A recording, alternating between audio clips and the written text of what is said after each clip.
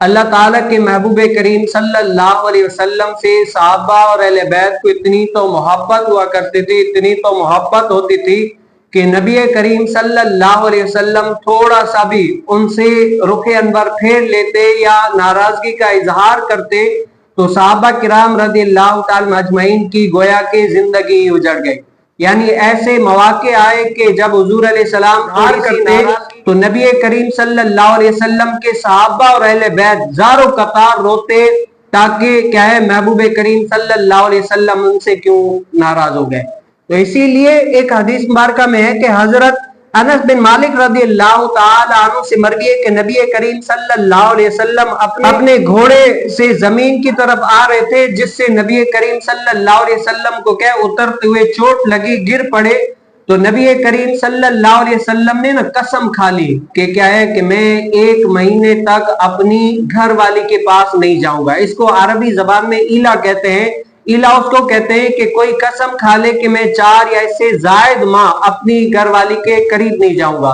तो नबी करीम सल्लल्लाहु अलैहि वसल्लम ने क्या 1 महीने की कसम खाई कि मैं अपनी घर वाली के पास नहीं जाऊंगा। तो नबी करीम सल्लल्लाहु अलैहि वसल्लम दिन को क्या होते एक मकाम पर वहां पर आराम फरमाते, रात में भी वहीं होते, और दिन को अगर ज्यादा गर्मी होती तो बबूल का एक दरख्त होता था जिसके साए में नीचे आराम फरमाया करते थे।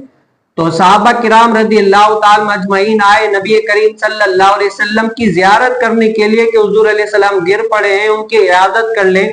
तो हुजूर अलैहिस्सलाम नमाज पढ़ रहे थे तो सहाबा ने भी क्या किया, हुजूर अलैहिस्सलाम के पीछे जमात की इक्तिदा कर ली। तो जैसे ही हुजूर अलैहिस्सलाम बैठे हुए थे, नमाज पढ़ी और सहाबा ने क्या खड़े होकर इक्तिदा कर ली। अब गोया इमाम बैठा हुआ है और पीछे जो मुक्तदी है सारे खड़े हुए हैं।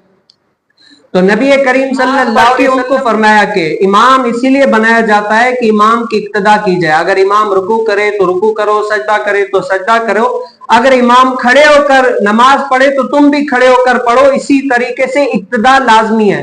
तो मैं बैठा हुआ था, तुम लोग तो नबी अलैहिस्सलाम ने ये उनको फरमाया। और हुजूर अलैहिस्सलाम ने 1 महीने की कसम खाई, लेकिन क्या 29 दिन में हुजूर अलैहिस्सलाम अपने घर में तशरीफ लेकर आए, अपनी अज़वाज के पास जाने लगे। तो किसी ने पूछा या रसूलल्लाह आपने 1 महीने की कसम खाई थी, लेकिन अभी तो 1 महीने में 1 दिन बाकी है, आप पहले ही अपनी अज़वाज के पास चले गए।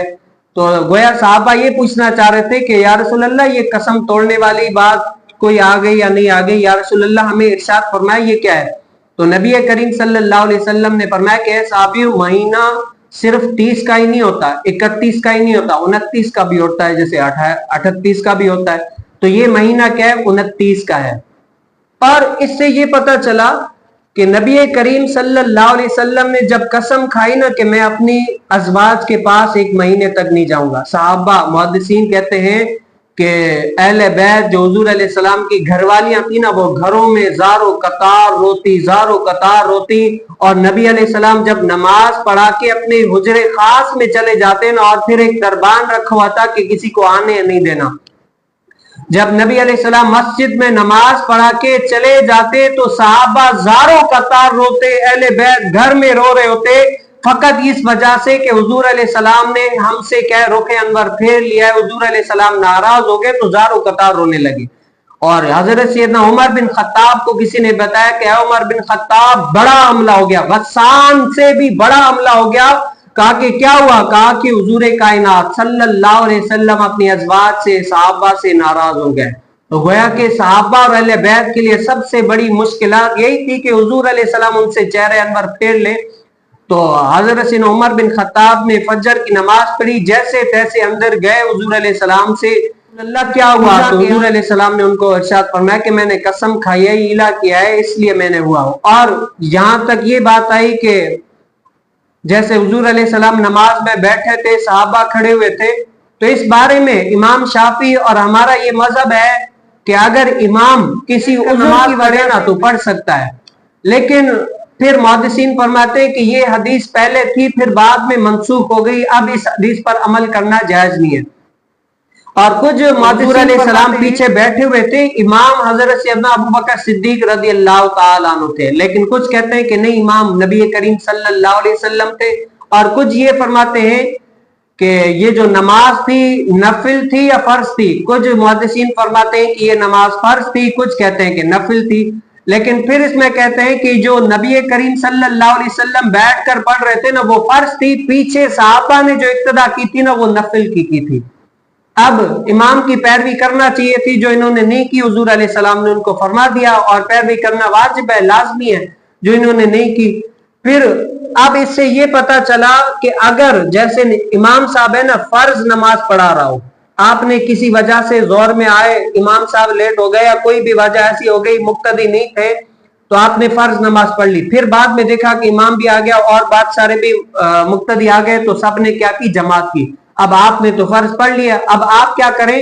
تو اس میں حکم شرع یہ ہے کہ اب آپ کہیں ظہر کی نماز میں الغرض کسی بھی فرض میں نفل کی نیت سے شامل ہو جائیں. آپ نے فرض پڑھ لیا لیکن کیا نفل کی نیت کر کے فرض میں آپ شامل ہو سکتے ہیں. ہاں اگر امام صاحب نفل پڑھا رہا ہو، نفل کی کوئی جماعت کر رہا ہو، جیسے کوئی بھی نفل کی بھی جماعت کرا رہے ہوتے ہیں، جیسے شرع کو چاش پڑھتے ہیں اس کی بھی نفل کی جماعت کراتے ہیں. پھر اگر کوئی نفل کی جماعت امام کرا رہا ہو اور پیچھے کوئی آ کر اقتدا کرے کہ میں جو ہے فرض کی اقتدا کرتا ہوں، تو اب اس کی اقتدا کرنا جائز نہیں ہے. یعنی امام فرض پڑھا رہا ہو، پیچھے امام مقتدی جو ہے نا وہ نفل کی نیت کر کے شامل ہو سکتا ہے. اور اگر امام نفل پڑھا رہا ہو اور پیچھے امام مقتدی فرض کی نیت نہیں کر سکتا، یعنی اعلیٰ کی ادنا نیت کر سکتا ہے، ادنا کی اعلیٰ نیت نہیں کر سکتا. تو اللہ تعالیٰ مجھے اور آپ کو بھی نبی کریم صلی اللہ علیہ وسلم کی شریعت پر عمل پیرا ہونے کی توفیق نصیب